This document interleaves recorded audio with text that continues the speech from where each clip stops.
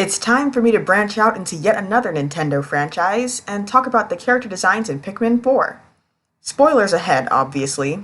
I mean, personally, I don't think spoilers would be such a huge deal in Pikmin, but since the game itself keeps these characters' appearances a mystery, I figure it's only fair for me to warn you before I show them.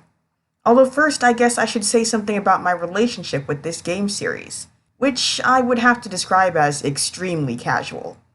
In fact, it's been so long since I watched playthroughs of the first three games, I barely even remember what they were about.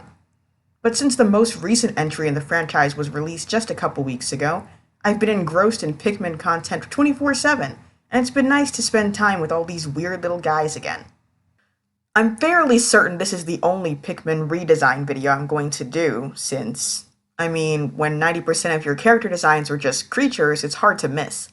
However, with each new game, we've gotten more of these humanoid characters, to the point where we now have a customizable protagonist, a huge gallery of NPCs, and a whole team of advisory characters to give you hints and directions as you progress through the game. And those characters are the ones I want to talk about in this video.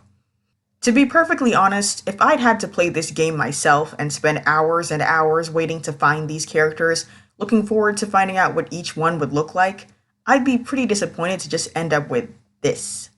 Colin is the first member of the rescue corps that you come across, and I think he looks okay. He doesn't have a particularly exciting design, but it works for the character.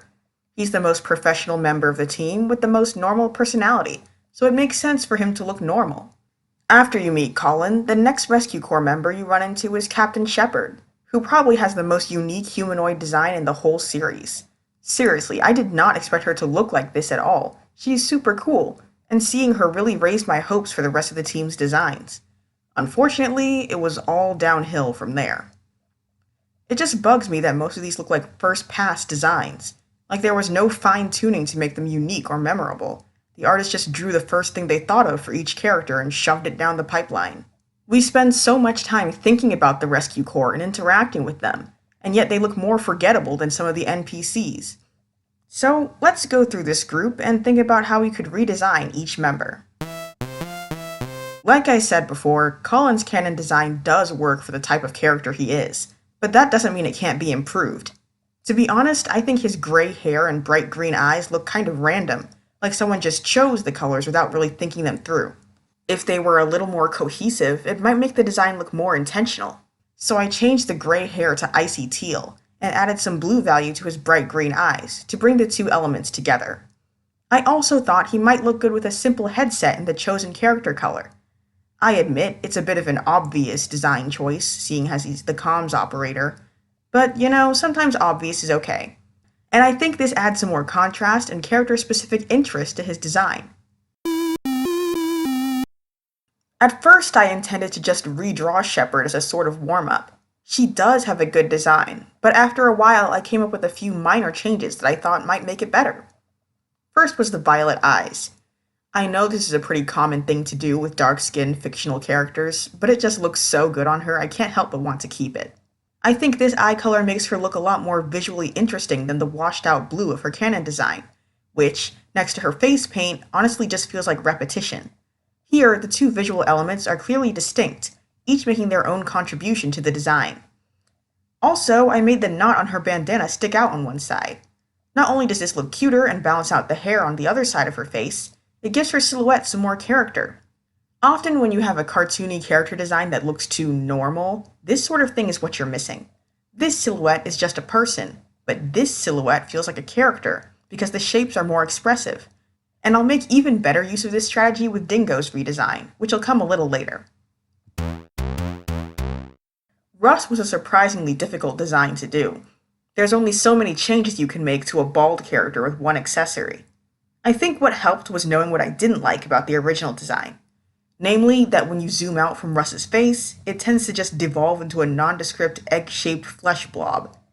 Simply put, his design lacks contrast. So naturally, the easiest way to fix this is to add some dark values to break up all these pale hues, which I did by making his glasses into thick-rimmed goggles. I also made his eyebrows bigger and gave them a more dynamic shape. I think this, plus the cheek markings, lends a bit of an electricity theme to his design, which goes well with both his personality and his role on the team. Dingo is definitely my least favorite member of the Rescue Corps. This is mostly because I think his characterization is really one-noted. Tough guy on the outside, coward on the inside is basically his only character trait, and it's not even executed very well. But whatever. The other thing about Dingo that bugs me is his character design. It feels so half-hearted, like whoever drew it didn't feel like they were allowed to go through with their ideas 100%. For instance, they gave him this spiky cool guy haircut, but then they made the spikes kind of small and understated, hid half of them with a bandana, and modeled them so that you can only really see what they were going for from a side view. And that's something you don't want in a character design. For the viewer to have to search for your points of interest, to have to convince themselves that you made a good decision, instead of it being obvious on sight. This is what I was talking about when I mentioned expressive shapes in Captain Shepard's design. Don't hold back with your drawings. When you add in a defining element, go out of your way to draw the viewer's attention to it. These are cute cartoon people, don't be afraid to make them look like cute cartoons. For instance, when I redesigned Dingo, the first thing I did was really blow out his hair, to the point where those spikes now define most of his silhouette. I also noticed that his eyes were super close together, and decided to just go for the classic cartoon fused eye thing, because why not? This gave me the idea to give him a unibrow, which I think looks much cuter and reflective of his tough personality. And I decided to finish by giving him a facial scar and tanning his skin a little bit, because I feel like he needs something in his design that actually implies that he's an adventurer. And in case you also watch playthroughs by people who didn't use the help function and never realized this, yes, Dingo actually has a purpose. His role in the game is to step in and complete challenges for you if you fail too many times.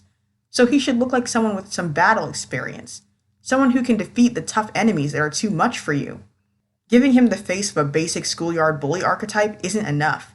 If his character bio says he's a ranger who excels at solo missions, show that in his design.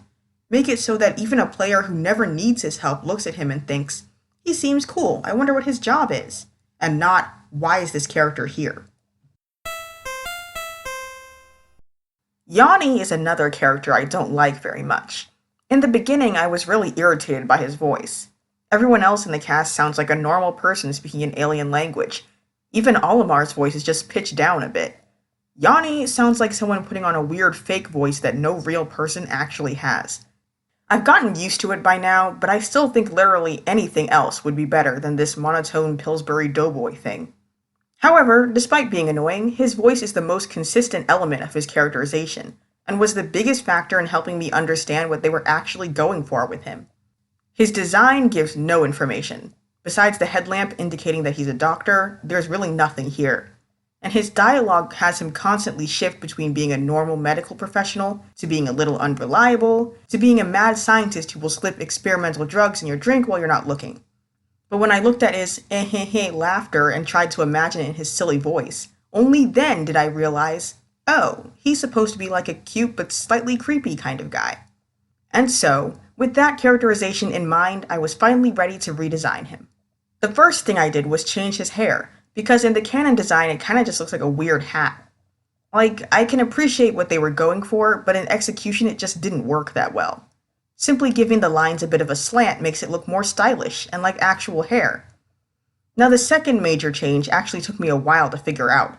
For the longest time I was struggling to decide what his new eye shape should be, how to reflect his silly yet untrustworthy personality without deviating too much from his original look. And finally it hit me. Just get rid of them entirely. Cover them up with his hair. Immediately he looks shadier and more mysterious, like someone who really would send you out into the midnight monster hordes for the sake of his experiments. It turns out, sometimes less is more. Last but not least, here's Bernard's redesign. As you can probably tell, I really didn't do much. Mostly because I think he's already pretty cute. He's definitely my favorite member of the Rescue Corps. I love his upbeat personality, the random emphasis in his dialogue, and the way his voice sounds like a talking bass guitar. He's just a really enjoyable character. It's a shame he's the Rescue Corps member we spend the least amount of time with.